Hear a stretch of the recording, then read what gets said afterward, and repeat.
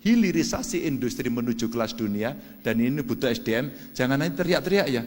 Itu banyak pegawai Cina diusir Pak.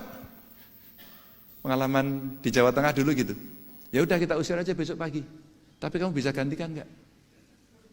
Jakarta membangun sebuah mega proyek yang saking itu disebut mega proyek besar sekali, itu masuk di program documentary National Geography, namanya Mega Structure kalau nggak salah, Mega Structure, namanya Jakarta International Stadium.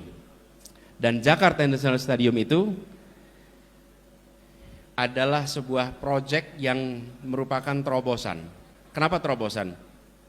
Jadi begini, pada saat kita bertemu dengan fase persiapan, kita sampaikan ini harus selesai akhir 2021. Itu tahunnya 2018. Lalu mereka menyiapkan rancangan. Di ujung timnya lapor, Pak, tidak mungkin selesai 2021 karena pembangunan atap. Stadionnya pakai atap. Dan atapnya itu bisa dibuka tutup.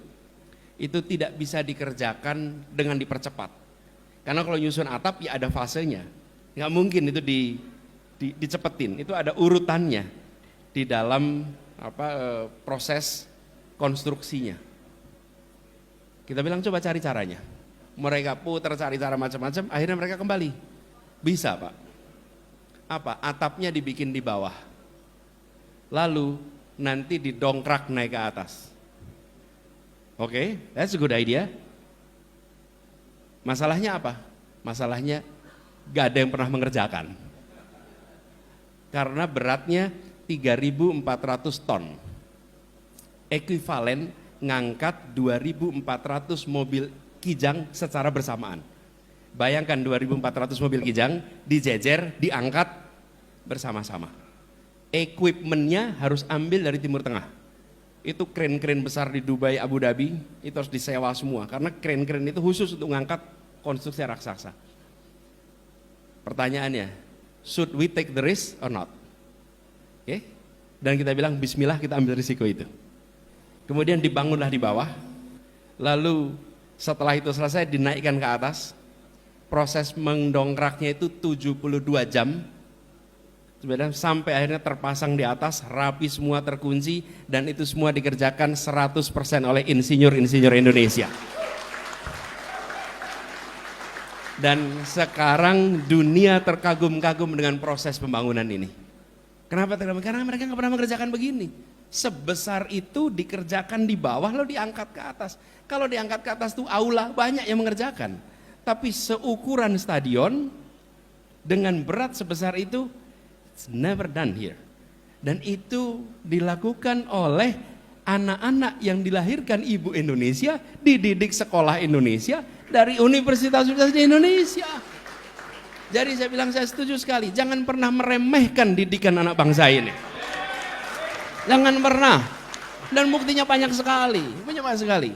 Selama kita pegang prinsip meritokrasi, we will get the best. Meritokrasi, selama pegang prinsip itu pasti dapat terbaik. Dan kita sudah merasakan di Jakarta. Hari ini kita bangga sekali. Dan kita bisa bilang, gedung yang dibuat sebesar itu tidak satu pun tenaga asing yang terlibat. Semuanya tenaga Indonesia. Nah, Bapak sekalian, ada yang unik ini. Para pekerjanya di sana, itu mereka adalah konten kreator semua, tanpa kita sadari. Siapa? Buruh-buruhnya. Buruh-buruh itu, kalau pada hari-harian itu pada rekaman. Saya sedang ngerjain ini stadion gede, dikirimnya ke kampung halamannya. Jadi mereka saking bangganya mengerjakan proyek ini, mereka membuat konten-konten dikirim ke kampung-kampung halamannya. Mereka bukan yang engineer papan atas, mereka pekerja kasar di bawah. Tapi apa yang terjadi? Itu yang namanya kebanggaan atas sebuah proyek yang dikerjakan anak bangsa. Dan itu menular, bukan hanya yang di atas, semua yang di bawah pun merasa, this is mine, this is ours, ini punya kita. Teman-teman sekalian, Bapak-Ibu sekalian, semangat itu yang harus dikembalikan di Republik ini. Ketika kita melihat proyek raksasa dibangun, pada saat ini kita harus mengatakan, kok bukan kita yang mengerjakan? Kenapa kita hanya jadi penonton di tanah kita sendiri? Inilah perubahan, sudah saatnya kita kerjakan itu sendirian.